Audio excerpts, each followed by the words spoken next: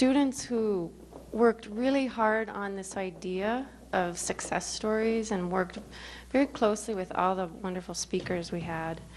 And hearing from them and from the practitioners who are immersed in these issues every day who are with us as well.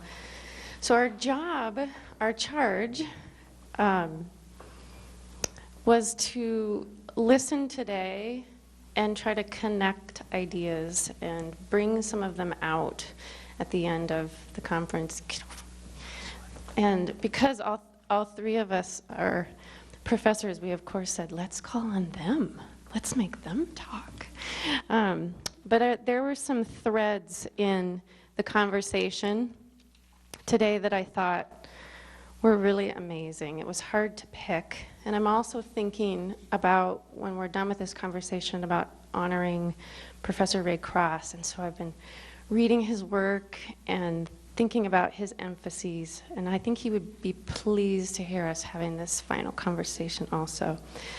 So these were some of the threads I picked out, and then Professor Mills and Professor Williams have some as well. And then we want to hear from you. So I'm giving you, this is a good teaching technique that we were taught. Give the question a little bit ahead of time, give the students some time to think about it. So the question is, what is the one thing you heard today that you're going to go home thinking about? It's going to occupy your mind, that you are taking away with you. So we're going to ask you that when we're done.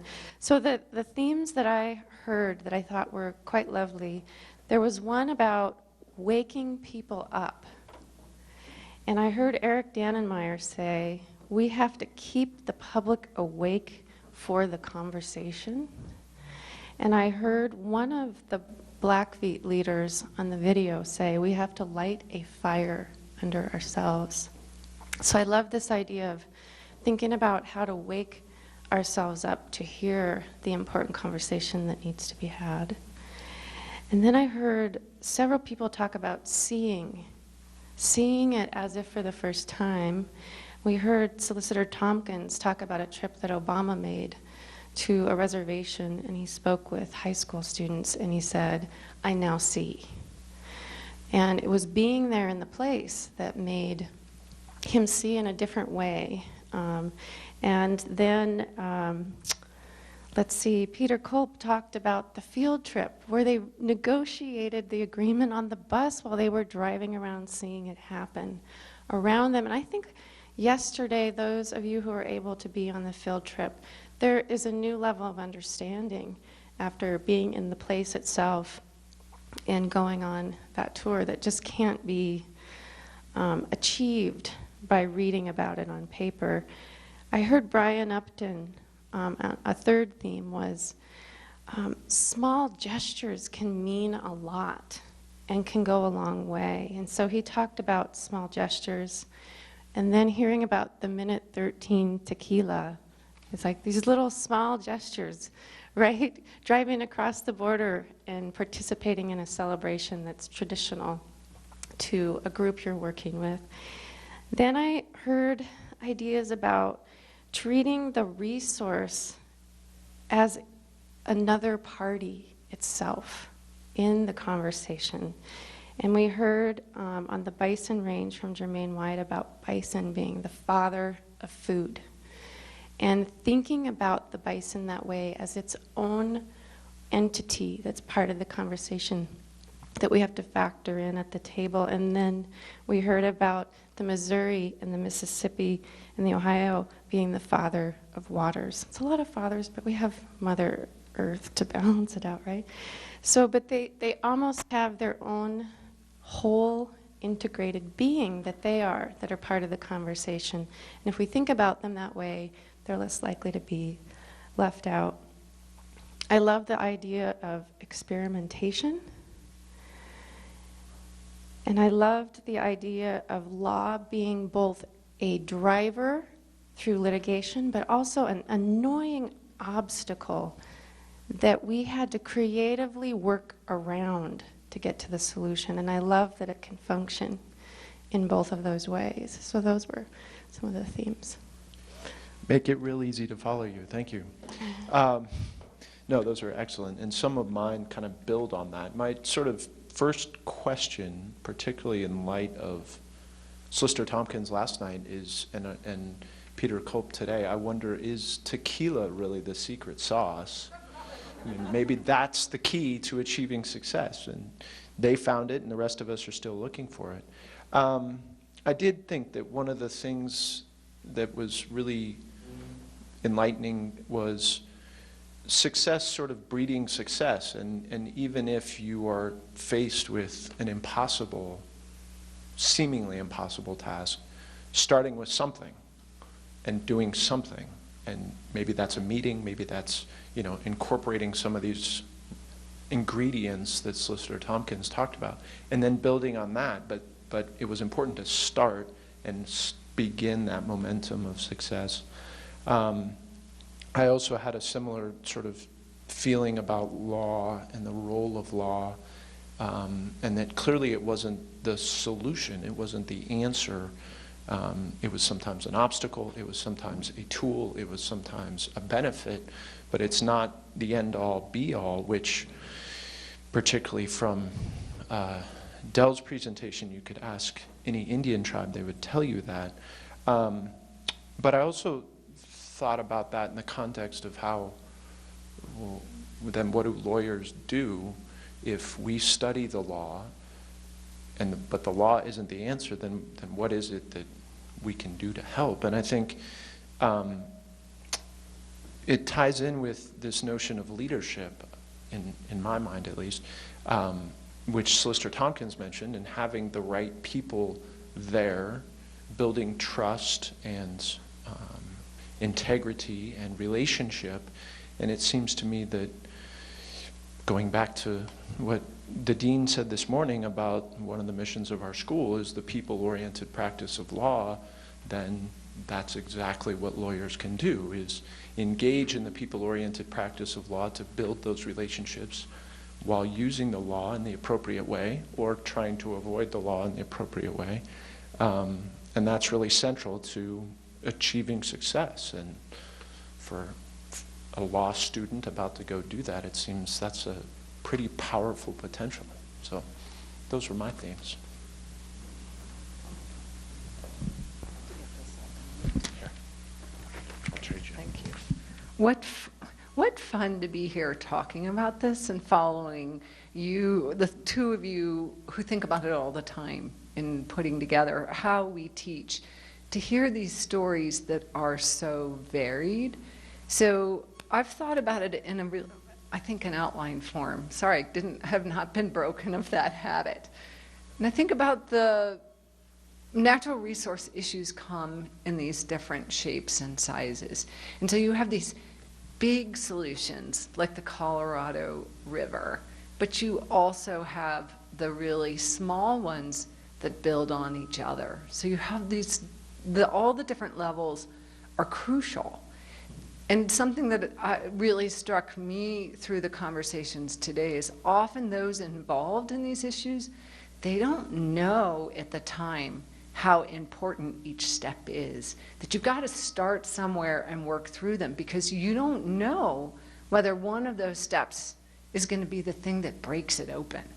Is it and that timing component, being there, being part of this issue, being ready to work on it, to push it through, to be creative when it's ready to pop.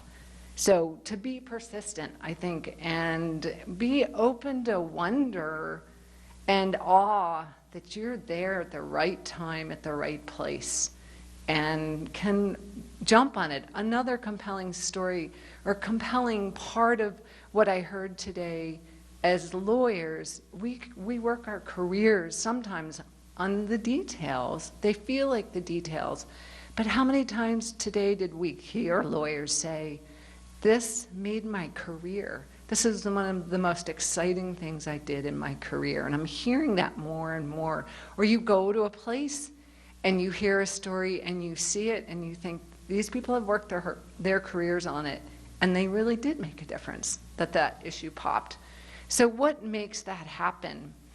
I was thinking about the secret sauce, the ingredients that make for solutions, collaborative solutions, and pulling out those compelling stories that I heard in each of those elements.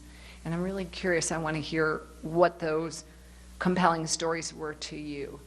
But for the catalyst, and whether that catalyst needs to be universal or not, the Colorado River, the earthquake, the human impacts of the earthquake, or being at a service for the two commissioners who had passed away, who were killed in an airplane crash. Like that's a pretty compelling catalyst to me. A little more compelling than a pending deadline in the sage grouse listing decision, but two catalysts nonetheless. The forum, the place, I too thought, wow, that this happened on a bus. And hearing Solicitor Tompkins talk about the Cobell settlement, for me that gave me goosebumps. Her sitting across the table from Eloise Cobell, the two of them looking at each other in the eye, realizing, you know what, it was up to them, and they were up to the challenge to move forward in a new way. Those, I think, are amazing stories. Creativity, that's a must. I didn't hear any of these where creativity wasn't important, and I see it a little bit differently. This is what I wish for our students going forward, that the law is not a roadblock. We can look at the law in a new way and use it creatively. It's there for us to do that, and let's look at how we use the law in a new way and practice law in a different way. And then humanity, that seemed to be absolutely crucial in every one of these stories. And wow, isn't that exciting that we're talking about that? And we're recognizing now with natural resource issues, they don't work if we don't pull in that human element. So yes, can the resource speak for itself? Can the trees speak for themselves? Can the wildlife? You bet, but it's still connecting it back to how we interact with that resource as humans. So I can't wait to hear what you have to say as well. All right, so you've had several minutes now of hearing the professors talk, and notice in advance of the question, what is the thing you heard today that will send you home thinking, that really stood out for you? Or yesterday. Or yesterday, sorry. Yeah, there was a lot yesterday also on the field trip and the keynote. Ariel takes the bait. I'll start us off. I think the most compelling thing that I heard today was from Peter Culp, and he talked about making space for collaboration. I thought that was really just a great phrase, and I have been thinking about that and how multifaceted that idea is. You know, we need to have actual space for people to come together and discuss, but we also have to create space in our own minds and our own hearts to collaborate. And really, we get so focused on what our positions are, and we're really entrenched in those positions, but if we can focus more on our interests and what we'd like to see happen ultimately and create that space for collaboration, I think that is going to help us move forward on all these really difficult issues.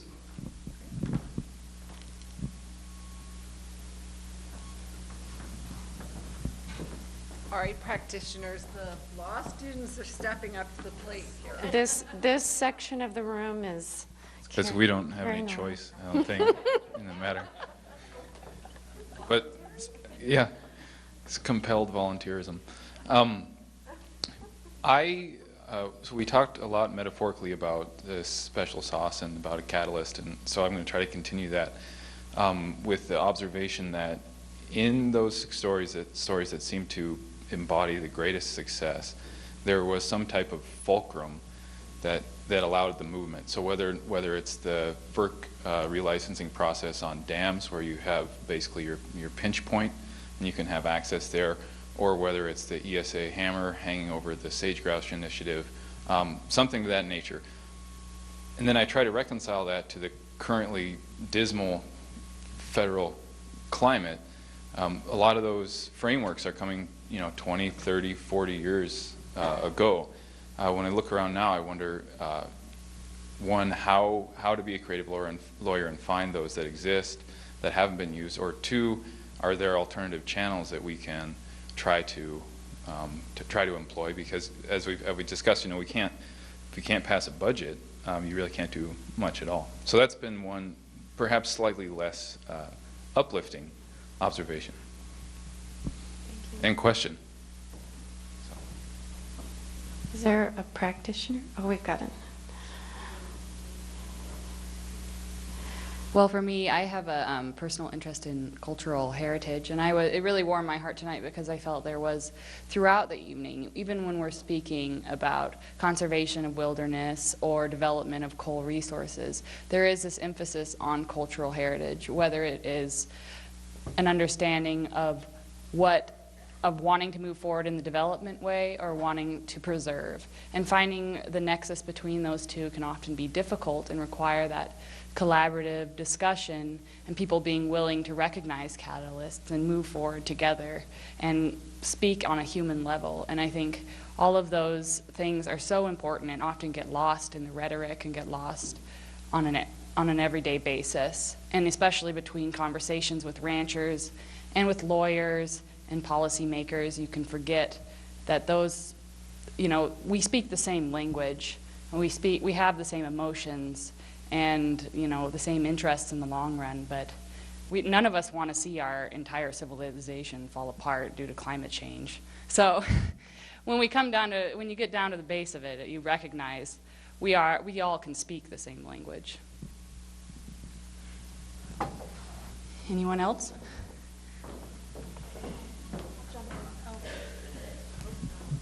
So I'm the federal bureaucrat that have been for my whole career, and have worked on some collaborative projects as well. But what rang a bell with me, two things.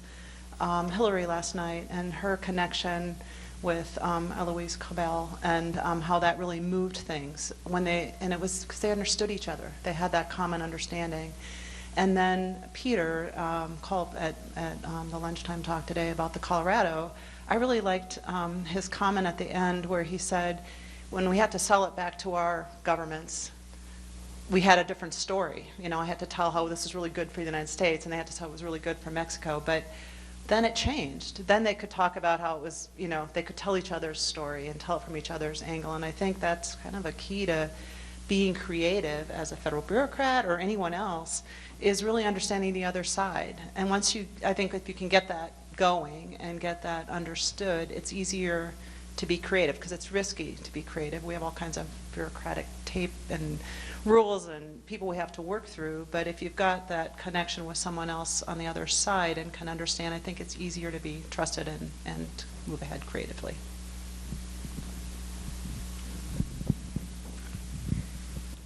Hi, I'm a state equivalent of Jody, and was a bureaucrat for the state of Montana. But I would kind of echo that, and what I really liked was when Dell said that he saw on Obama's desk that hard work is work. It's really necessary for the parties to be knowledgeable and to be ready to engage in these difficult discussions, having done their technical work, their legal work, getting your clients ready for this stage. It's hard work, and it's not for the short-winded. So that was my observation. I could add on that too, because that struck a chord with me too, just because so many of the things we talked about as ingredients in the secret sauce seem sort of intangible. The right people that happen to be in the right place, in the right room. And I was thinking, well, that in some ways is not that hopeful, right? What are the chances that you're going to have the first Native American solicitor in the Department of the Interior sitting across the table from the Native woman head of this class, right? But I think hard work being hard, everybody committing to that makes those opportunities happen, even if they are somewhat, kind of coincidental. That kind of brought it home. Like, if everybody's committed and working hard, the chances are greater that the right people are going to be in the room having that discussion, and they're going to be ready to make room for collaboration and get something done. So that kind of brought something home for me, too. And it reminded me of all the talk about the science. And so the hard work is sometimes like the science, the thing that wakes us up for the conversation. So there's all this time that goes into the work, but that might be the fire that we light under ourselves as the result of all that effort. Who else? First, I'd like to thank you for an excellent seminar. I really enjoyed it. One thing that seemed significant to me, and Paul Kibble pointed this out, is that each situation or each issue is unique within itself. Both the issue presented, the factual circumstances, the players involved. It may take a while to figure out what makes that unique, but I think that's part of getting to collaboration and an ability to address the issue more effectively is understanding the uniqueness of each situation. One solution isn't going to fit every situation, so you have to recognize that. And I think that's an important first step. It may take a while, and it may take a while not only to recognize the uniqueness, but also to recognize that you have to develop trust and take the opportunity to develop trust. That was something I got out of this also. Thank you.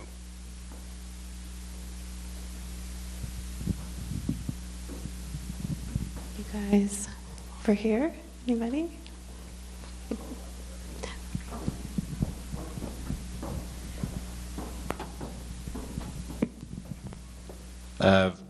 Sorry, a little loud. One of the, I guess, that stuck with me is buy a Tesla battery. I thought that was a great, story. And then the, I guess the other thing is, I'm being a little facetious here, but don't use media. The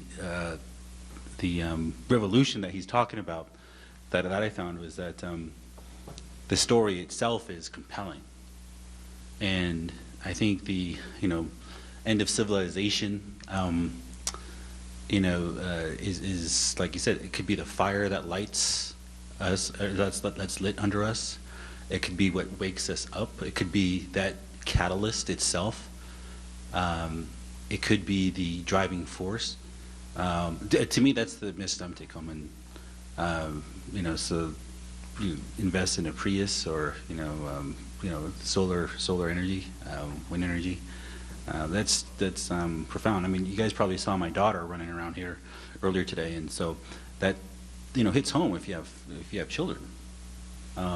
We grew up in a generation where climate change is is starting to be talked about, but now it hits home when, like you said, you do the math, and there's we're a planet, and there's only so much that the planet can take. There's a threshold, and so that it's a culmination event. So that's what I took away from that presentation. But overall, I think the themes that everybody has here, the common thread, is consistent collaboration, and the people that are willing to do it.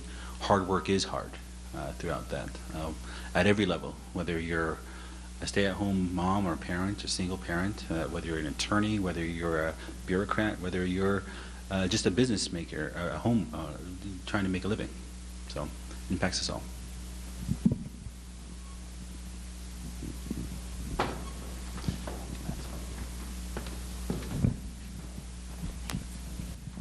It's been great listening to all of the speakers today. And I just practice law part-time now, writing appeals, but I'm campaigning for city council, which is a different area to go in and very exciting. And as I've been talking with residents in my ward and talking with people in city government, there's a common theme with what I've heard today, and that is, I think our world is changing so rapidly, and as humans, it's very hard for us to accept change. And if we change our psyches a little bit and can accept that we're past the tipping point of, well, what's going to change? I think the question is, what is not going to change? And once you kind of accept that and get into that mode of we're going to have to grapple with change and move forward, I think it ties in with so many of the themes I heard today of thinking outside of the box, being far more collaborative, going around instead of through, all of these different things. If we can get past that human compulsion to hang on to things the same way they are and move past that a little bit, it starts opening these doors. And there's on a local level or on these levels, it's a common theme.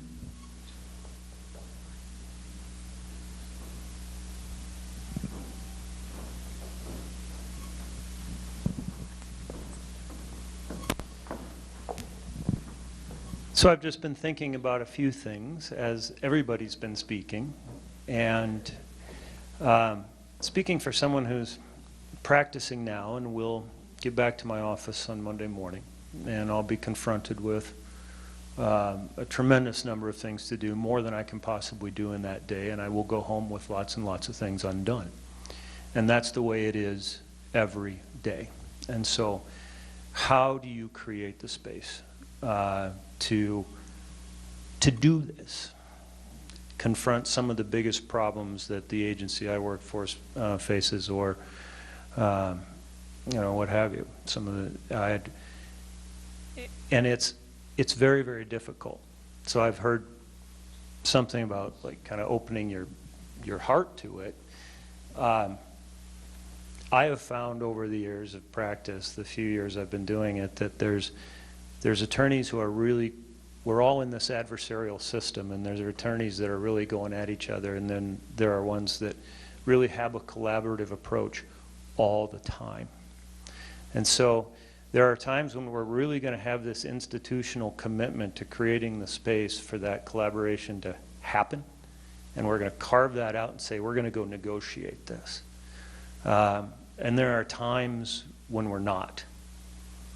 And at those times when we're not, I still think that it's a matter of approach and a mindset of how you conduct yourself, how you deal with an adversary, where you find common ground that is perhaps even more difficult in that circumstance than when that space is really dedicated to it. But it's possible.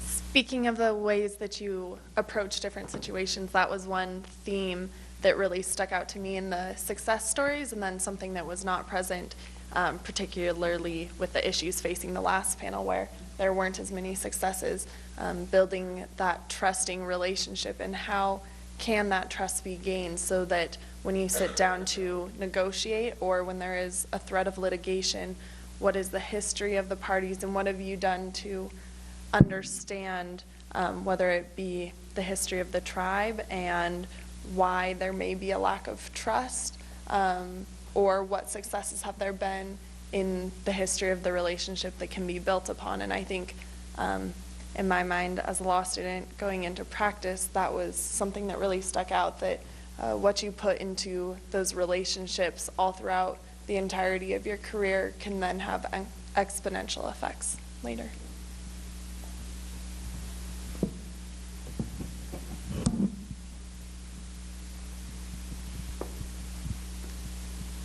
We have really smart students. That's the nice part about hearing them all talk. And is there anybody else who wants to add anything? Oh, Paul. Paul Kybell. Mark, be thinking while Paul adds his piece. Yes.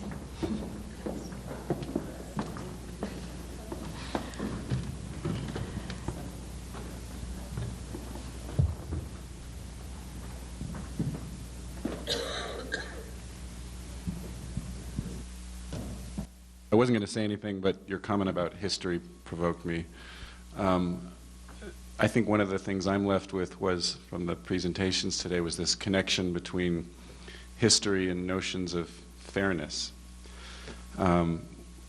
Peter Culp, in particular, was, in his own sort of deadpan way, was acknowledging as a United States citizen how poorly we've treated Mexico historically in water relations. And I think his understanding of that played a big role in being able to negotiate and collaborate, his awareness of that history. And with the last panel, it seemed that while all the points about climate change were important, the notion that we can only resolve climate change by depriving the Crow of the one resource they have, given the land that they were given under horrendous historical circumstances, left a lot of us feeling less than satisfied. It left me thinking, given that history, there's sort of consistent with Peter Culp, there's got to be a better, fairer way to do this than sorry. So it left me thinking about that.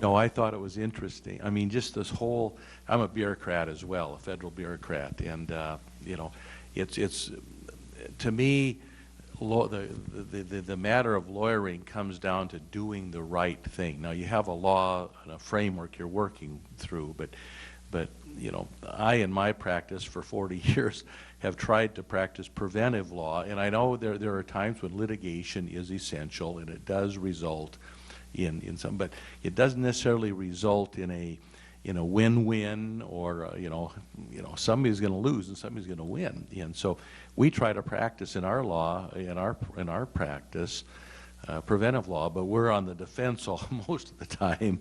We're not. We have very few affirmative cases. But you know, getting back to just practicing law and that human element that came out here. I mean, that's so important, I think, in that sauce that Hillary talked about, and that how she put, to me, that is so key in any context. The relationship, I've heard that here, and just the context in dealing with that adversary or that person. Now, we have a luxury from the federal government of not representing a private client, and so we can tell our clients sometimes, and they will, there's not necessarily an economic component to that, as you will have in the private sector, where you're out there representing a client who's paying you a fee to represent them and their interests, and that can be difficult. But if you can educate and work with a client to try to get to a point where you're doing the right thing, to me that is critical. And sometimes I think it's incumbent upon private practitioners to really, when you look at that overall issue that's facing you, that conflict, whatever it is, to educate your client and try to help them come along too, so you can have a result that can benefit to some degree both parties. Now, that's, I'm not totally naive, and you can't always do that, but I think you should strive towards that in the private practice. But I don't have, I mean, I get paid whether we win or lose, and but I think the practice of law it's incredibly important. But it's incredibly important that personal touch, that humanity, that relationship that you establish with clients and with opposing counsel, and if you have opportunity to meet with their client as well in that context, it's very important. So I thought one other thing too, the dichotomy here between, we're talking about global warming, and I see all these coal trains coming through Missoula, going to the West Coast, and that coal is being burned in Asia, and yet the prevailing winds are sending it right back to us. They are adding to the global warming concept, and then I'm looking and thinking about Dell and his presentation about developing that coal resource to help them, the tribe, and they need that economic benefit. But on the other hand, is that again another thing adding to? So there's a dichotomy there between, and I know, I mean, I don't know about all the cultural things that the tribes deal with, but that's very, very important, obviously, and Mother Earth and all the cultural aspects that go with that. And yet they're taking that coal and using that to benefit themselves economically, but they're also then adding to and contributing to this global warming issue. So that's an interesting thought. So anyhow.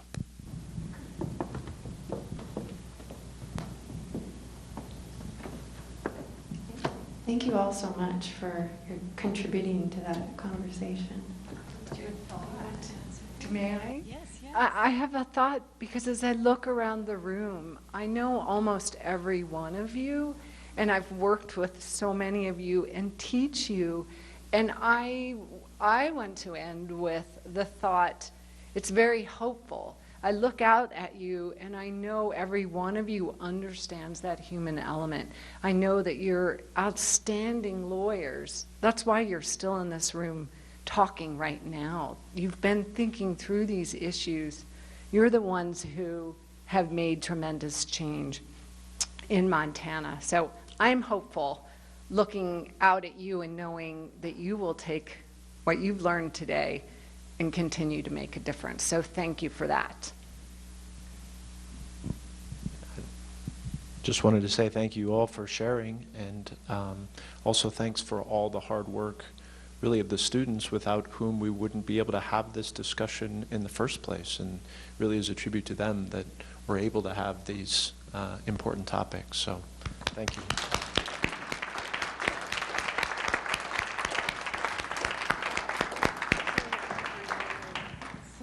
So there's one other individual that we really want to thank, whose efforts made today possible by being one of the forefathers of the Public Land Law Review, and that is Professor Ray Cross. So we're spending a few minutes to honor Professor Cross, and he's at a place in his career where he's in quiet retreat and not of great health, so he won't be here in person, but we're going to send him the message to his home.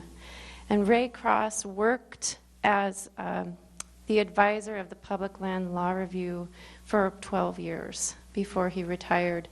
And so this is the first conference since his retirement, and we thought it would be fitting to end it with some remarks about him. I feel like I won't quite do it justice, so I've invited some of his students to come up and help me out. You know who you are if you would like to come up, Dion and Brian and John. Thank you. So they're going to add that personal part of the experiences they had with Professor Cross. But since this is the Law Review Conference, I wanted to talk for a little bit about Ray's role as a scholar and a leader of the Law Review.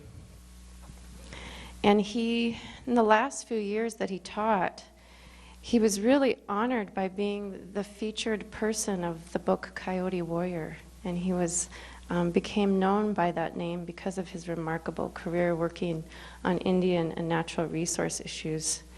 And he was described as a soft-spoken Mandan Hidatsa tribe member and professor of law, and the son of tribal chairman Martin Cross, himself the great-grandson of the chiefs who sheltered Lewis and Clark on their journey to the Pacific in the winter of 1804. And he worked for reparations for Fort Berthold for actions that were taken there to make his tribe whole. And that was before he came to the law school, where he really stood at the intersection of Indian law and natural resource law, which is what part of the mission of our school and this law review stands for. And he wrote on some amazing types of things that I think resonate today. One is this idea of a second American founding, forgetting the original founding of the Indian and non-Indian America, envisioning what a second American founding would be on principles of deep diversity. And that scholarship has been cited by Matthew Fletcher and Professor Tsotsi and many other Indian scholars who really respect his work. And then he also writes about, can you help me pronounce this word? Do you know how to say this? Wunkanji? Wunkanji? I don't know. Wunkanji, or sacred trust. So some of his scholarship that Matthew Fletcher writes about is the Wunkanji, or sacred trust. It's the expression of communal reverence of a people for their place and their natural resource, which is really what we talked about today as the common ground that helped in a lot of the success stories we heard about. So I think he stands quietly but firmly at this intersection of Indian law and natural resources law. And I actually found a transcript of his charge to one of the prior public land law conferences where he said to the audience, I'd like to talk a little bit about your role, because the world your grandchildren and your great-grandchildren inherit is a world that you create for them. And that's what this conference is about, that they get a sense beyond the law to your contributions, your hopes, your aspirations, and in some instances, your fears and dreams. He posed the provocative question, is it necessary to destroy nature to maintain our society? Which we heard today as well. He said that's a question that lawyers and professors can't answer alone. Only us collectively as American people can answer this. He says, I hope for a new ecological era that the greatness of America evidenced in industry and entrepreneurship will be exceeded by ecological consciousness and imagination. So very beautiful words. We really appreciate all that Professor Cross has done for the journal and for our students in our law school. And Professor Malin Smith created this gift from the law school to Professor Cross. It's a picture of his father, Martin Cross, with a map of Fort Berthold before the Garrison Dam. So we will be taking this to Ray, and I will hand it to Dion. I'm sort of presenting it to him by virtue of the students that studied under him. And yeah, I don't know who wants to talk first. They're going to share some words. Well, thank you. And I was able to be a student for Professor Cross back in 2000, and I'm sharing a little bit, kind of dating myself, but when I was an undergrad in Bozeman, I had several choices for law schools where to attend. And during the summer, I got a phone call from, well, actually spring, from Professor Cross. He says, calls me up, Mr. Keel's back. And I said, yes. And I almost said, sir, because I didn't know just the way he sounds, you know. He goes, I hear you're interested in coming to law school. And I said, yes, I am. He says, well, you probably got a lot of choices, right? And I said, yeah, I do. He said, well, why don't you come up to Missoula, and I want to show you the law school, and he just talk with you a little bit. And it was kind of easy because I was in Bozeman at the time, but so I drove up, and I was able to meet with Professor Cross, and you know, very humble man, soft-spoken, but he took me out for lunch, and his, you know, beat up old red Toyota Tercel. Everybody knows his vehicle. And we sat down and had a talk and good meal, and you know, he told me a little bit about his background in Fort Berthold and him being general counsel. And what he left me with was this idea that he was in the trenches, but throughout of his experience and all of the work that he's done, which he didn't tell me, he just, you know, said that. But he believed in me as a young Native warrior, and he felt that if I came to Montana and stayed true to myself, like he stayed true to himself, that I could do a lot of good, not only for my people, but for Indian people. And that our tools for defending our homelands, for defending our natural resources, for defending our culture, our language, and our identity It was no longer bullets and bows and arrows and spears and horses. It was this law degree.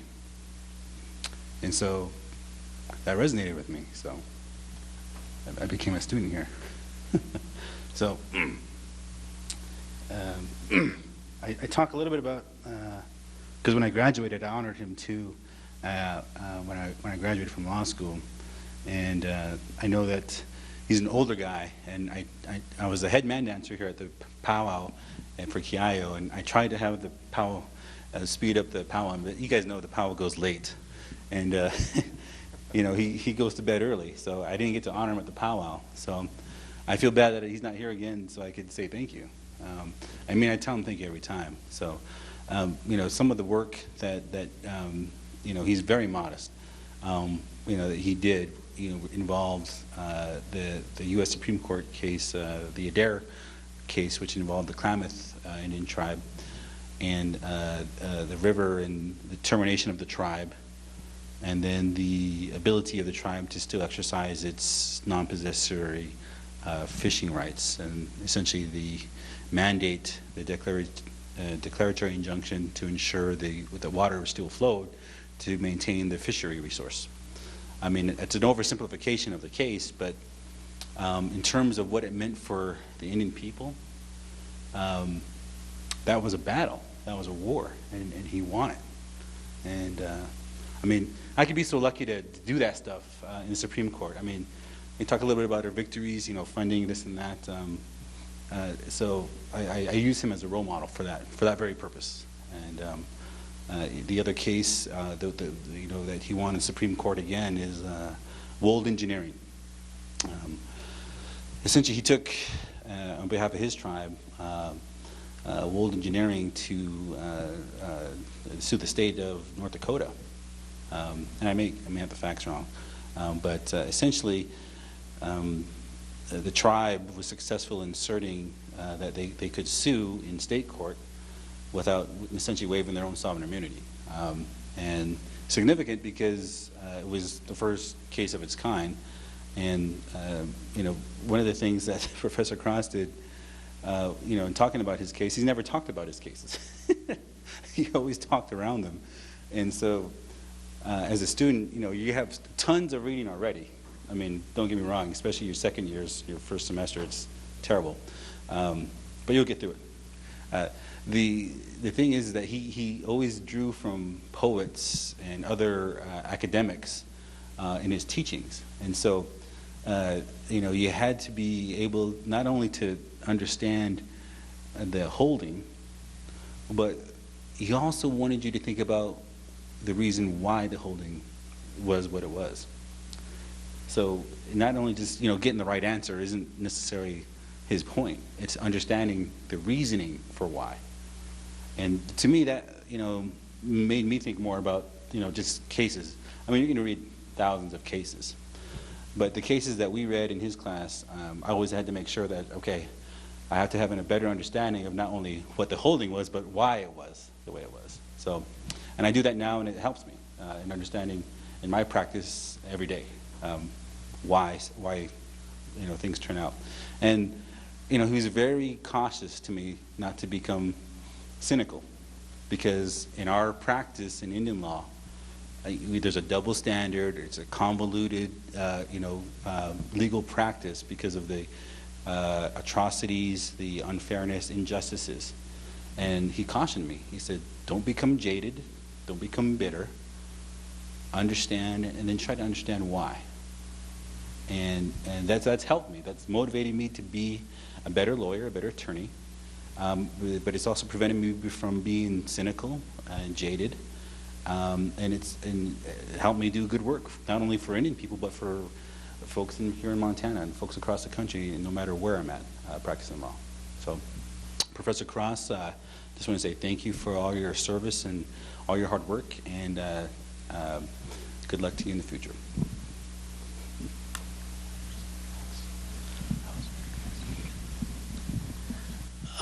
Following Dion's eloquence is going to be a fool's errand, but I'm up to that task. I do want to say thanks to the students and to the professors for putting on a really, really incredible conference. I got a lot out of it, and don't say that lightly. It was impressive. So thanks for your work. I can't add much to what Dion said, but what I did want to just add, Ray was a fantastic professor, and I could talk about that in more detail. Most of us know about it, and you already heard some great testimonials to that effect. And we're talking about a man that wins multiple cases in front of the U.S. Supreme Court, so his accomplishments, I think, are well known too. And all I'd like to add is a couple snapshots of the kind of man he was, and just giving examples of what he did for people. And Dion already shared some of those, but I'll just give you 3 tidbits for what Ray has done for me that probably were not memorable for him, but which helped define the direction of my life and the fact that I'm here right now. I took all the classes I could. I took all the classes that Ray taught in Indian law when I was at the university. And when I graduated, well, immediately before I graduated, I wanted to work for a tribe in Michigan, the Grand Traverse Band of Ottawa, and Michigan's where I'm from. And I got an interview with their general counsel over the winter break, and I hadn't put Ray down as a reference.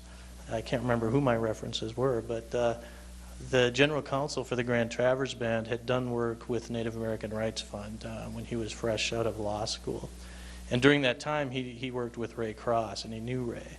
So he had the general counsel had taken it upon himself to contact Ray and say, who the hell is this guy that just applied for a job with my tribe? And I didn't know that. I had no idea. I got an envelope, and this is indicative of Ray. I got an envelope in my folder at the law school with just a short note from Ray saying, I got a call from John Petoskey, and he wants me to call him, do you mind? And I knew what it was about. And of course, what can I say? I don't mind, go ahead. And he talked to John Petoskey, and I never heard what the substance of the conversation was, but I got the job. And knowing John Petoskey afterwards, I know that any kind of nuance or omission or hint from what Ray said that could have been perceived negatively might have been enough for me to not get that job. So I always credited Ray Cross for getting me my first job outside of law school, and it was a great one, and it was something I've always appreciated. But 4 or 5 months later when I graduated, Ray Cross was at the dinner. We would have like a picnic at Bonner Park, and our families would be there, and Ray took the time to be there. And I remember going up to him and just saying, thanks, not only for what must have been a positive reference, but also for everything he contributed academically to my law school experience. And Ray was gracious, as he always is, and as Deanna gave good examples of. He just said good words to me, and then he hugged me. And I was really surprised. It was the only hug I received from any law school faculty. But I remember thinking, Ray Cross is hugging me. And it was surprising, and when I would remember that later, though, I always thought that shouldn't be surprising at all, because although I'd never seen it and didn't expect it, it was a perfect manifestation of Ray, because he cares. He cares so much about everything. And sometimes you don't necessarily see it in that type of action. But like Dion just said, he was a modest man, but he was also a caring man. And that's why he made the kind of contribution he made to this law school. I've had many conversations, John and I have had many conversations about really what the law school owes to Ray. We all have personal debts to Ray, but the law school would certainly not be where it is today were it not for the contributions of Ray Cross. And it's because he cared. He cared in the classroom. He cared on so many different levels, and it comes across in different ways. And when I graduated, it came across in the form of a hug. 14 years later, when I did my first law review article, I hadn't seen Ray in quite a while, but I figured I have nothing to lose by saying, hey, would you mind taking a look at this draft? And there's not many people whose opinion I would value more than Ray's, and I certainly didn't expect for him to be able to take the time to do that, but he did take the time to do that. And I think all of us can attest to the fact that even if you're really interested in a subject, reading a law review draft is not always easy to carve time out of your schedule and just put that on as another thing to do. But he did that, and I really appreciated it. And of course, he had great comments and contributions to make towards it. So it was just another example of the continuity and the consistency of his level of care. And this was 15 years after I'd been in his class, and he still cared enough to do that. So I just want to say, I know this is being recorded. I'm really glad. I do also want to thank the professors and the students for having the foresight to do this and remember Ray, because he should be honored for what he's doing. I'm sorry he's not here right now, but we live in, as has been alluded to a few times today, we live in very negative times politically. And I think one of the best things that you can do in times like these is to really shine a spotlight on positive leaders and just use them as examples, and that's what Ray is. So that's pretty much all I have to say, but I do want to say to Ray that, Ray, I continue to see the contributions that you make to people, to the law school, and to the communities here. And I know I will continue to see that, so I want to thank you. Good words from everybody. My name is John Harrison. I'm one of the tribal attorneys with the Confederated Salish and Kootenai tribes. I work with Brian. Done some work government to government with Dion. Thanks again to the students and the professors and the university for putting this on. I look at that picture and two things come to mind. The first is, hi Ray, good to see you. The other is I look at that face, wisdom personified. Not just about the law, but about life, how to deal with people, how to endure, strength in adversity. I am here today not just to honor Ray, and hopefully as part of my career, honor and justify the faith he had in me in asking me to come to this law school. I'm here today because of a conversation like Dion I had with Ray almost 20 years ago. I was enrolled in another law school. I was getting ready to start. I had a number of applications out. I had been working for a number of years as a laborer back in New Jersey, where I'm originally from. And I came home one night from a hot, noisy job, a little burnout, and played a message on the answering machine. It was from Professor Cross. I didn't know who he was, and it said, "You've been accepted to the University of Montana Law School. We hope you come out." And I thought, well, this is nice, but I'm already enrolled at my state university's law school, and I'm going to attend there, but I should be decent enough to give him a call. This was back, again, almost 20 years ago when cell phones were fairly new, so I borrowed a cell phone at a job site during lunch. And I was looking out over the Delaware River off a bluff, and I kind of had to move around to keep the signal going. And that couple of minute call on my lunch break to say thanks but no thanks, and I appreciate the call, turned into a half-an-hour conversation as Ray said, "Well, John, it's a fine law school you're going to go to, but I'd like you to think about a couple things." We talked for, again, 30 minutes. I thought all the rest of the day about that conversation and the person who I had had it with and the idea that I could be a student of his. And he didn't say, "Here's all the reasons, here's the hard sell, do you know who I am, do you know what I've done?" Nothing like that at all. It was just I went later and found out all about that. But I thought that day, and I went home and talked to my family, and I withdrew from the school that I was going to go to, and I signed up at the University of Montana. I thought, what the heck, it'd be a cool place to live for 3 years anyway. and that was almost 20 years ago.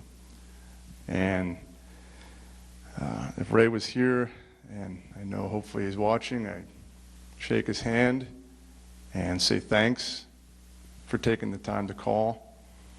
And thanks for every class I took that you taught. Thanks for being my boss.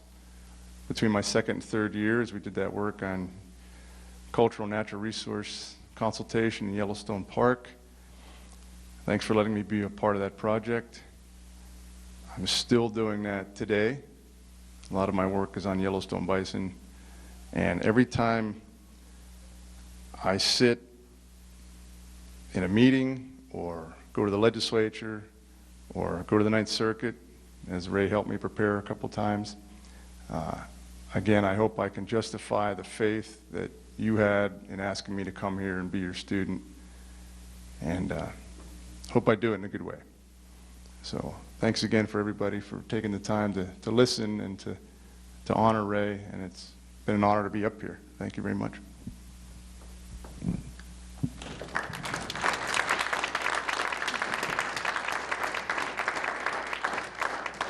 Thank you so much for sharing with all of us all those aspects of Professor Cross so we could live vicariously through your stories. Thank you all for coming. I wanted to get the students up here to say goodbye to everybody, but they're all going, no, to Hannah. Hannah will do it. Okay, good.